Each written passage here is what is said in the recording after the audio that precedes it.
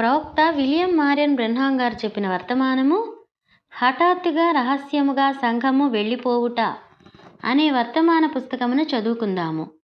క్రీస్తు ప్రేమాస్వరూపి, ఎందుకంటే ఆయన దేవుడు కలిగి మీరు ఒకరినొకరు ప్రేమించుకున్నట్లయితే జనులందరూ మీరు నా శిష్యులని తెలుసుకుంటారు.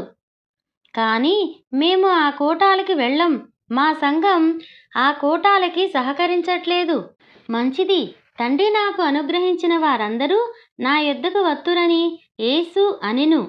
ఇప్పుడు గమనించండి, ఇప్పుడు లేఖనములను పరిశోధించి అప్పుడు మరాయన అక్కడ ఏమి చేశాడో, తాను మెస్సియానని తెలియపరుచుకొనుటకు తానేమి చేశాడో తెలుసుకుందాము. తానే మెస్సియానని ప్రజలకు నిరూపించుకొనుటకు ఆయన అక్కడ ఏమి చేసి ఉన్నాడో సరిగ్గా వాటినే ఆయన ఇక్కడ చేయవలసి ఉండెను. అలా కాకపోతే ఆయన నిన్న నేడు నిరంతరం ఏకరీతిగా లేనట్లే. దానిని మీరు నమ్ముదురా? ఇప్పుడు మనం మన సంఘాలు సేవలు వ్యత్యాసమైనప్పటి వాటిని చెప్పుచున్నవని నేను ఎరుగుదును. ఓ, ఈ సంఘశాఖను మనం కలిగి ఉన్నందున ఈ సేవ కలిగి ఉండుటను బట్టి అని అంటాము. అవి మంచివే, కానీ క్రీస్తు చేసినవి అవి కాదు. వాటిని చెయ్యమని ఆయన అసలు చెప్పలేదు. గనుక గమనించండి, మనం వెనక్కి తిరుగుదాము, పరిశుద్ధ యోహానులో చదువుదాము.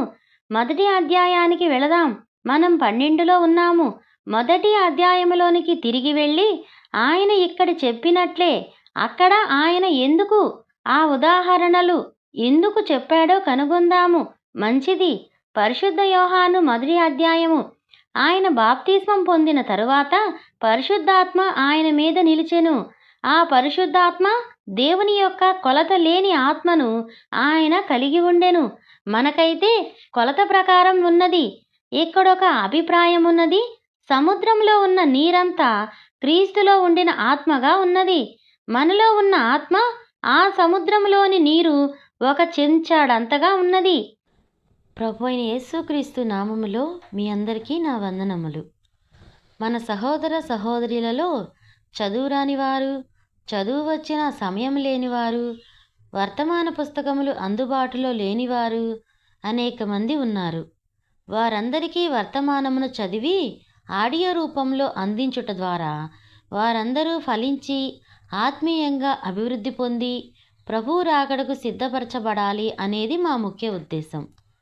ఇంకా అనేక వర్తమానములు అందించగలుగులాగున మా కొరకు ప్రార్థించగలరు.